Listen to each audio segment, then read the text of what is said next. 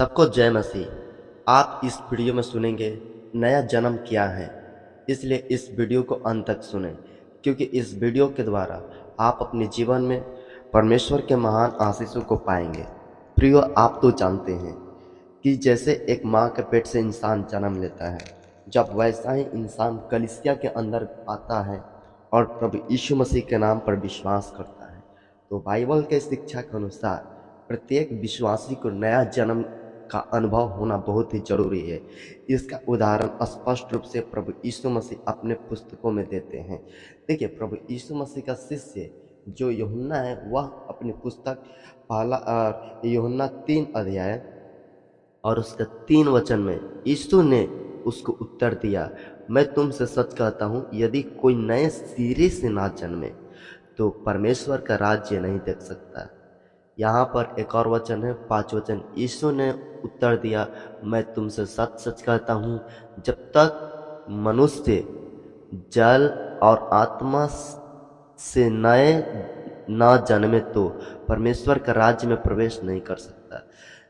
मतलब कि इसका अर्थ यह होता है कि जब हम लोग प्रभु ईश्वर के पास आते हैं, प्रभु यीशु मसीह के पास आते हैं, विश्वास करते हैं, और हम लोग विश्वास करने के बाद 6 महीना या 1 साल संगति करते हैं कलीसिया में, तो हम और आपको क्या होता है, परमेश्वर का आत्मा हम लोग के अंदर बातचीत करता है। और परमेश्वर बातचीत करता है तो हम लोग जो स्वभाव है पुराना मनुष्य, उसको ख़त्म करके, जैसे पुराना जीवन था गाली देना, लड़ाई करना, पुराना जीवन था झगड़ा करना, किसी के चोरी करना, परंतु जब मसीह में आ गए हैं, इस बात को दिखाने के लिए, साबित करने के लिए हमें नया जीवन अपनाने की ज़रूरत होती है। और यह नया जीवन परमेश्वर की ओर से मिलता है, क्योंकि मत्ती 3 अध्याय, और जब उसका आप पढ़ेंगे वचन को, तो वहाँ पर ये लिखा है 3 अध्याय में कि मन फिराओ क्योंकि स्वर्ग का राज निकट है। प्रभु यीशु ने कहा, यूहन्ना भी यही कहता है, मन फिराओ क्योंकि स्वर्ग का राज निकट है। हमें मन फिरा कर नया जन्म लेने की आवश्यकता है। अर्थात जब प्रभु में आ गए हैं तो सदा सत्य बोलने की जरूरत है। जब प्रभु में आ गए तो चोरी और खैनी छोड़ने की जरूरत है। जब प्रभु में आ गए तो झगड़ा और लड़ाई छोड़ने की जरूरत है। इसी का अर्थ है मन फिराओ। और जब हम लोग मन फिरा लेते हैं तो हम लोग बपतिस्मा लेते हैं और हम लोग नया जन्म प्राप्त करते हैं। यानी हम लोग वचन के संगति मिलता है, परमेश्वर का आत्मा मिलता है, परमेश्वर का नया वचन का ताकत हम लोग को मिलता है। देखिए, जब बच्चा जन्म लेता है उसको दूध पिलाया जाता है।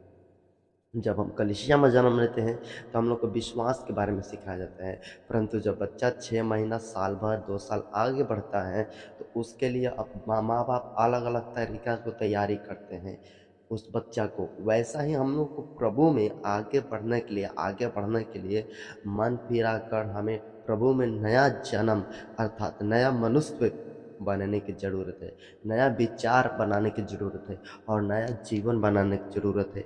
इसी को कहते हैं नया जन्म। जब हम लोग बपतिस्मा लेते हैं, हमारा सारा पुराना जो जीवन है उसको मिट्टी में दफनाना पड़ता है और हम प्रभु में एक नया मनुष्य, नया जीवन, अविनाशी शरीर को पहनते हैं। वह मसीह का जीवन है, मसीह का देह है, और मसीह का आत्मा हम पर और आप पर प्रभाव डालता है, छाया डालता है, सामर्थ्य डालता है।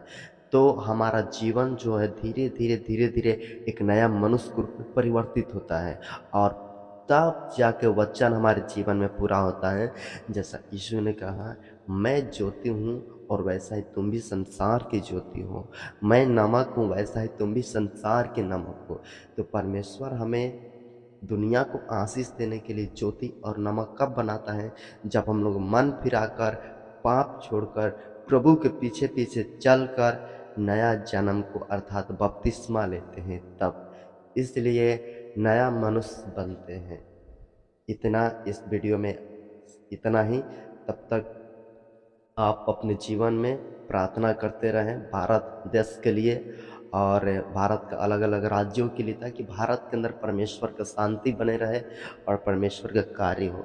सबको जय मसीह। प्रभु आप सबों को आशीष दे। यह वीडियो अच्छा लगता है तो जरूर वीडियो को अन्य मसीही भाई बहनों तक शेयर करें, ताकि वे भी अपने जीवन में आशीष को पाए। God bless you.